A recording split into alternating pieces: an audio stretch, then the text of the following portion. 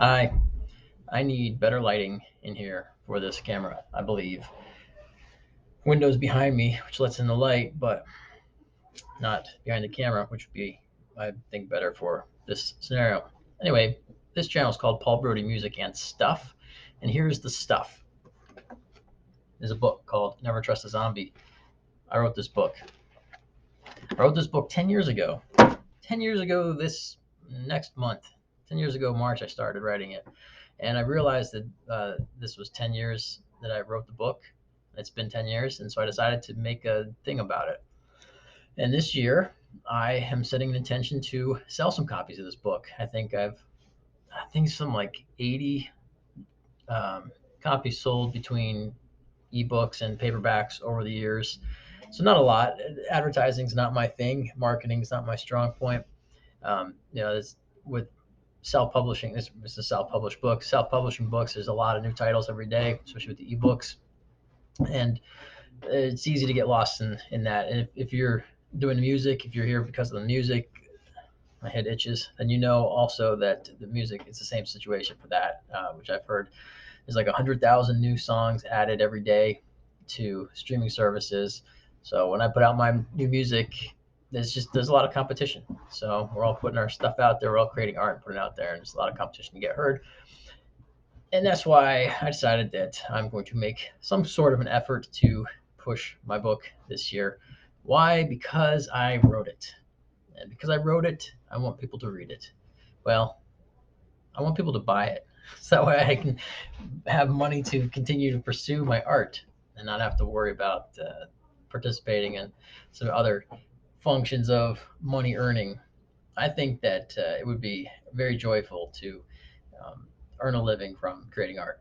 And as it stands, I create art because it's enjoyable to me, and I don't want to change that. I did. So this is when I wrote the book years ago.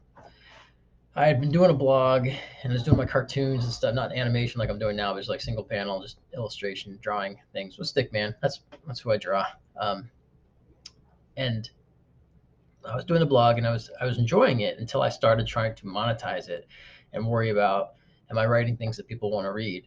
When I was writing things that I wanted to write, it was bringing me joy, and it felt easy to do. It didn't seem like a chore. But once I started trying to write something that I thought people might want to read, or I could then get advertising money and stuff like that, it lost all of its joy, and I didn't like it anymore, and I stopped doing it.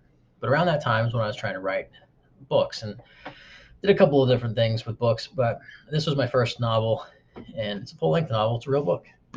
Look, got it right here.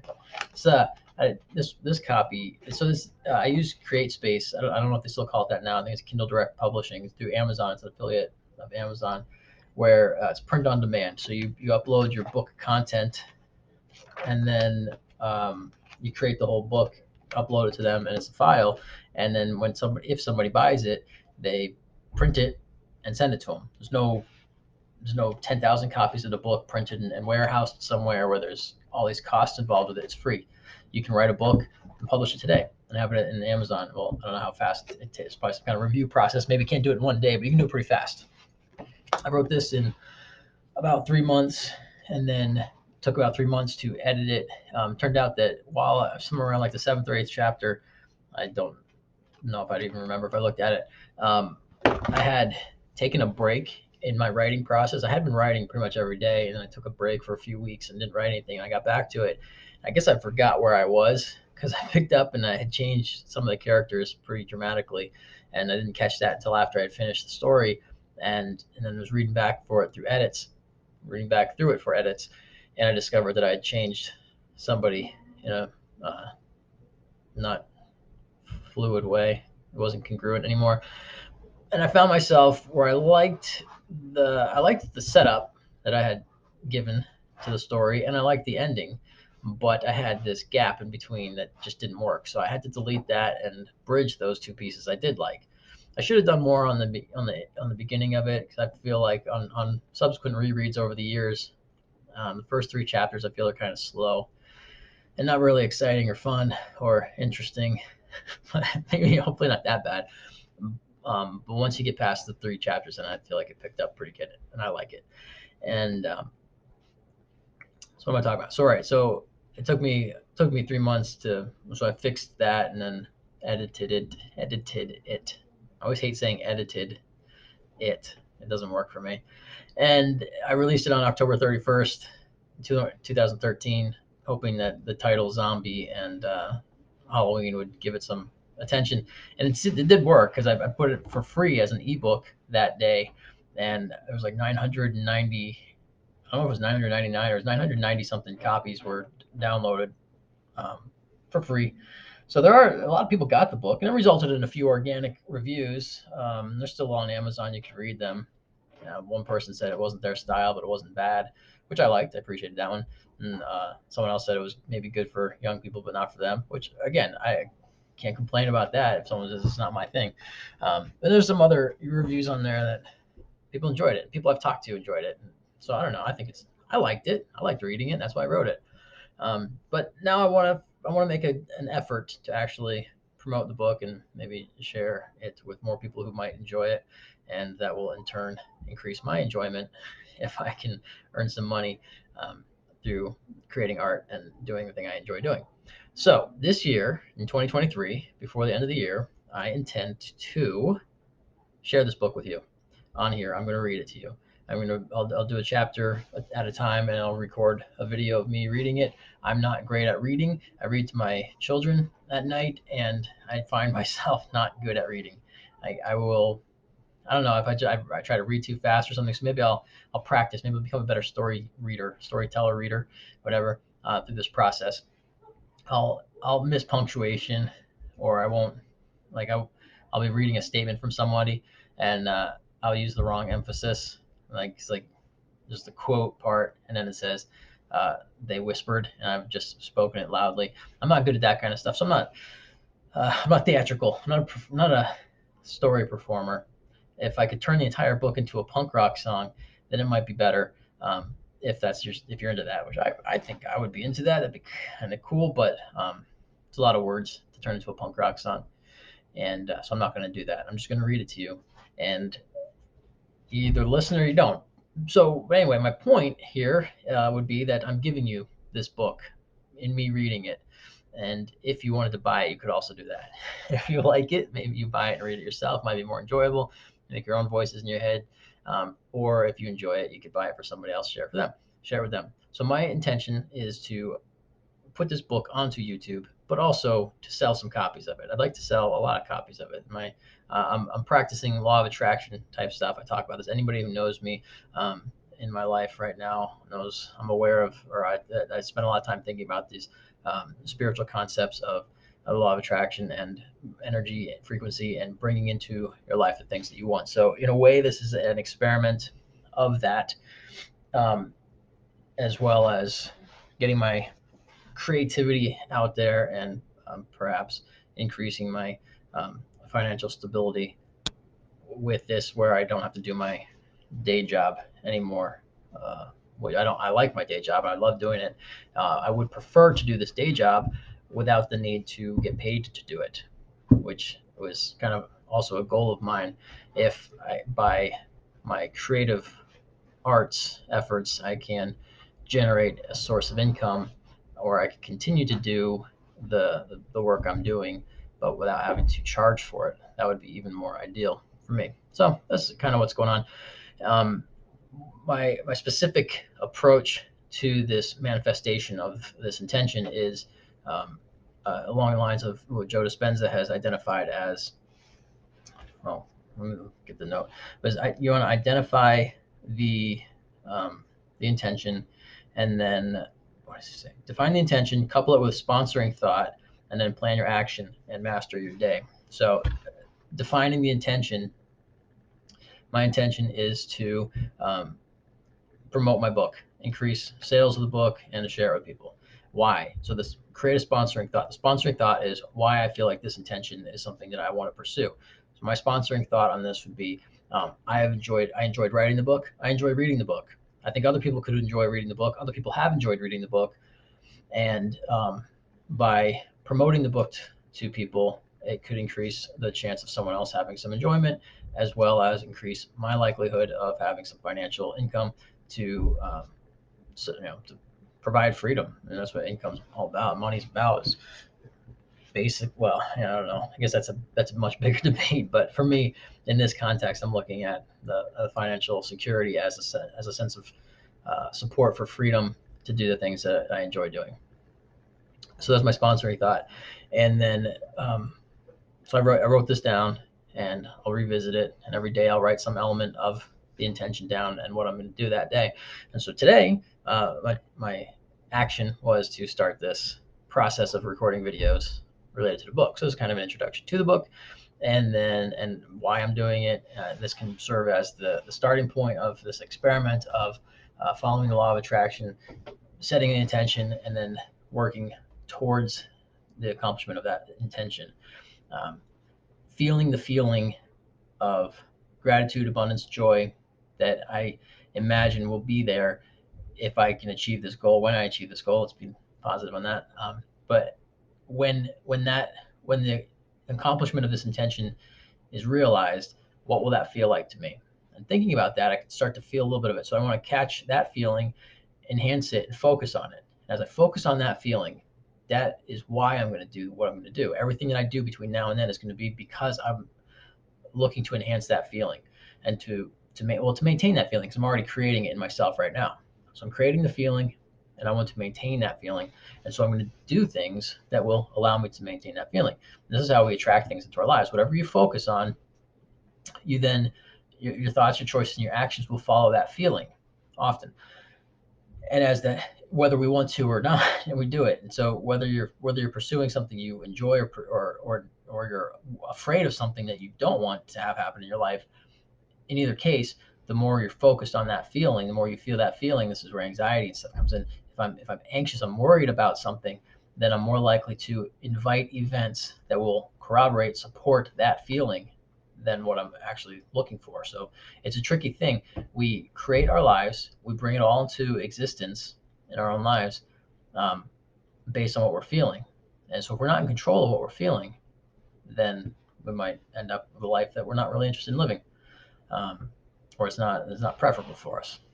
So and there's other topics there that, offshoots of that, where you get into not everything that we create is necessarily going to be comfortable or enjoyable, but it might be necessary. Sometimes in order to get to what we want, we need to go through something that we aren't really enjoying, but it allows us the opportunity to learn the things that we need to get to that point. If I wanted to run a marathon, it would not be a comfortable process at all to get started, to be able to start running. Right now, if I tried to run down the street, I'm going to get winded pretty fast, and my knees will probably hurt, and I'm not going to be comfortable. It's going to be painful.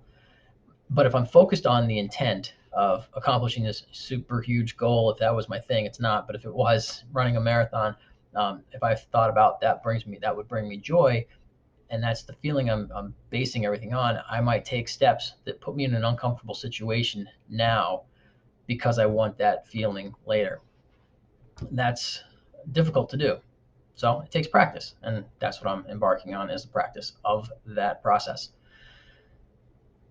So if you're not interested in books and reading and me reading a book to you, then skip these videos. But if you think that's something that you want to check out, then stay tuned.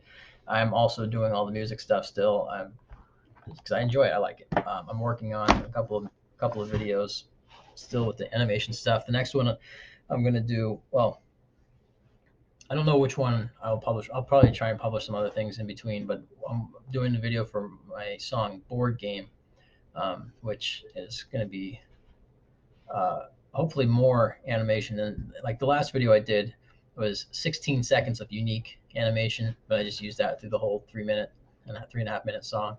This one I'm hoping will be, I'll still have a lot of repeat, looped animations of, like, the Stickman band playing the song and that kind of stuff, which um, I feel like is okay. But I'm trying to put in some more. I'm gonna have a story line kind of thing, and some more band scenes, so it's not just like the stick drummer going like this the whole time. Be some more variety. So I'm working on that. It's probably gonna be a couple weeks out, but I'll have some other stuff in between just because I like doing it. And so never trust a zombie. Let me talk about this a little bit. Oh yeah, where I got into, like, create space. This copy, the the border like cut off. I think some of the I've ordered a bunch of copies from them, given them to people over the years, and they don't always print precisely, but don't judge a book by its cover, right? But this cover was created by a friend of mine, Marcus Hanneman, who's a fantastic artist, and so you can judge it by this cover because the cover is probably better than the story. No, not really, but it is. It's good. Maybe it's better. I don't know. Depends on what you're into. If you're into illustration, it's probably better than the book. But if you're into books, then maybe it's better. Not as better, not as good, also good. I don't know. Whatever. Anyway, never trust a zombie. So here we go. This was the idea was 2013. Take it back to that time. I'll just do this real brief. It was a 15-minute video. Nobody's watching this. I'm not watching it. Maybe you will. I don't know. Yeah. Okay. So 2013. I had written, I'd compiled some of my old blog posts from a couple of years prior as a book, and created an ebook first, a Kindle ebook. I wanted to test out that process. I'd heard of people putting their blogs into a book, so I tried it out, formatted it or whatever, and had a book called Ajax's Whimsical Revolution. Ajax is a nickname of mine from Marcus, the guy who did this cover. That was his nickname for me, or whatever, or it became my pseudonym for writing. So that was my blog, Ajax's Whimsical Revolution. I don't think it's still available now. I haven't touched it in years. But I put a bunch of my favorite blog posts, 75 or something of them, into a book format, an ebook. And then I had discovered CreateSpace and created the paperback with it as well, and that's available through Amazon. And it's pretty entertaining. I don't know, I like reading it, but I like my own art. So that's why I make it. I don't know if other people like it as much, but some funny, thought-provoking things in there, perhaps. It was 2009, 2010 when I was writing that stuff. Anyway, so I did the blog to book thing, and then that was in January, and then in February of 2013, or I guess between January and February, I published in February a book called Secondhand Autism. I have a brother who's autistic, classic autism. His communication level is barely that of a toddler kind of thing, and so I wrote about secondhand autism, kind of like the idea of secondhand smoke. You have the person who's smoking a cigarette, the people around them are affected by it, can also develop health problems and stuff. And so maybe that's, it's probably some people might not like that connotation, with referring to autism, but that's what I did. So the idea that the autistic person is experiencing the autism, but the people in the family are also impacted in pretty significant ways. And so I tried to identify some of the ways that my family was impacted by Scott's autism, and exploit his autism for financial gain. Okay, you were thinking it, so I'm just going to say it. That's not my intention, but I wanted to share our experience. But when you write a book, you kind of want it to sell, so that's in there. But so I put my experience. I talked to my siblings. I had them each write a little thing, something short, and put it in there about our experiences with the autism. For me, a lot of my life, I had a really hard time with it. I don't like autism. I don't know anybody does. And now with the spectrum disorder stuff, like when I think when people talk about autism, I'm not talking about the same thing. Because autism now is like when someone says autism now, the image could be of a person who's driving and going to school on their own, and all that. And to me, that's not autism. My brother can't do those things. So I guess I got like a chip on my shoulder kind of thing. Like, well, that's not real autism kind of thing. But I've grown out of that, I hope, by now. But that was my experience for a while. I don't think I like. I don't think I got too heavily biased by that in writing the book, but I don't know. Some people who read it said it was interesting to see that insight into our family. So I think people who knew us would find it more entertaining, or not entertaining, but worth reading. Anyway, so I wrote that book, and then after I wrote that, I was looking for another topic to write on. I wanted to write, and a friend of mine told me I should write about the psychology behind the interest in zombies, because that was popular at the time, which was the style at the time. Grandpa Simpson. And I didn't want to write that book because I didn't want to write a psychology book. I was looking to write a novel, and I wasn't really. I thought zombie stuff was interesting, but like I'd watch zombie movies or something. I don't like the flesh tearing, gore. It's not the violence. I don't care for that. But the part that I'm interested in is usually the survival. people banding together and using whatever resources available to survive. So I find that stuff was interesting to me. But zombie psychology wasn't something that sparked my interest. And also Michael Britt, who was running the Psych Files podcast, probably the first podcast I ever listened to regularly. It was great when I was studying psychology in college. I liked listening to his podcast a lot.